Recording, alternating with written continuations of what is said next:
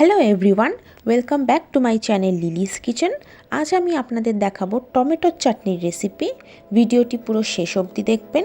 ভালো লাগলে অবশ্যই লাইক কমেন্ট শেয়ার করবেন। আর এরকম আরও নতুন প্রিপারেশন দেখার জন্য চ্যানেলটাকে সাবস্ক্রাইব করতে ভুলবেন না। তো শুরু করা যাক। টমেটোর চাটনি বানানোর জন্য লাগছে টমেটো, আমসত্ত্ব, লাল বাতাসা, চিনি, কিশমিশ, শুকনো লঙ্কা, বিট নুন, 5 ফোড়ন, গোটা জিরে, তেজপাতা আর নুন। কেউ চাইলে খেজুর দিতে পারেন, কিন্তু এখানে আমরা খেজুর ইউজ করিনি। প্রথমে 5 ফোড়ন, গোটা জিরে আর শুকনো লঙ্কাকে শুকনো খোলায় ভেজে নেব। এখানে চাটুতে ভাজা হচ্ছে, নয়তো ননস্টিকেও ভাজা যাবে। আর এখানে আমি ক্যামেরা নিয়ে দূরে সরে যাই, কারণ এই ভাজার সময় ফাটাফুটিতে আমার ভীষণ ভয় লাগে বাবা। আর আজকের এই টমেটোর চাটনির প্রিপারেশনটা কিন্তু আমার জেঠিমার হাতে বানানো।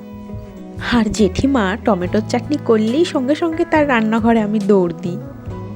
আর এই চ্যানেলের নতুন ভিডিও নোটিফিকেশনস আগে পাওয়ার জন্য সাবস্ক্রাইব বাটনের পাশে বেল আইকন প্রেস করে দেবেন। ভাজা হয়ে গেছে মশলাগুলো, এরপর এটাকে গুঁড়িয়ে নেব। আমার তো জেঠিমার হাতের টমেটোর চাটনিটা ফেভারিট, আর আমের চাটনিটাও ভালো লাগে, সেটা মা করলেও খারাপ লাগে না। আর আপনাদের কোন চাটনি ফেভারিট কমেন্ট করে জানাবেন। এখানে মশলাগুলো হামানদিস্তায় গুঁড়ো করা হচ্ছে, চাইলে মিক্সিতেও করা যাবে। হ্যাঁ, এখানে আর একটা কথা বলে রাখি, কেউ কিন্তু ভাববেন না যে আমি রান্নায় খুব পারদর্শী। আমার কাজ কিন্তু শুধু শ্যুট করা আর রান্নাগুলো টেস্ট করা, এর বেশি কিছু না। এবার কড়ায় সর্ষের তেল দিয়ে গোটা কালো সর্ষের ফোড়ন দেব। এখানেই এক জ্বালা, এই চড়বড় করে উঠলেই আমার যেন কেমন কেমন লাগে। এরপর তেজপাতা দিয়ে একটু নেড়ে নেব। এরপর টমেটোগুলো টুকরো করে কেটে সাথে আমসত্ত্ব আর কিশমিশ নিয়ে একসাথে কড়ায় ছেড়ে দেব। এরপর ভালো করে নেড়ে ছেড়ে নিতে হবে।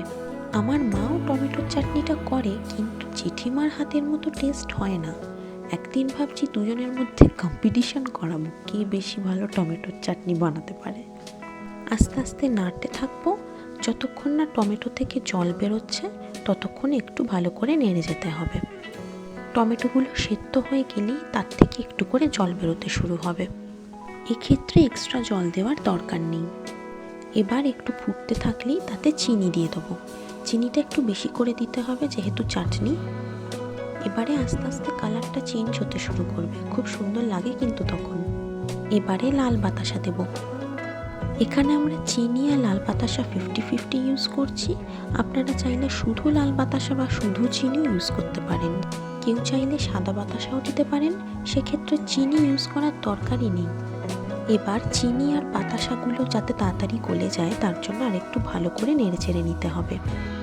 এরপর সাদা নুন আর বিট নুন, 2 রকমের নুনই দিলাম।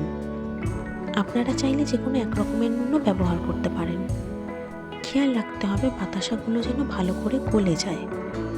এরপর অলমোস্ট কমপ্লিট হয়ে গেলে উপর থেকে মশলার গুঁড়োটা ছড়িয়ে দেব। এরপর ভালো করে নেড়ে চেড়ে নিয়ে মিশিয়ে নিতে হবে। এরপর কিছুক্ষণ ঢাকা দিয়ে রেখে দেব। এরপর ঢাকা দিয়ে কিছুক্ষণ ফুটতে থাকলে টমেটোগুলো গলে গিয়ে সুন্দর একটা লাল রং আসবে।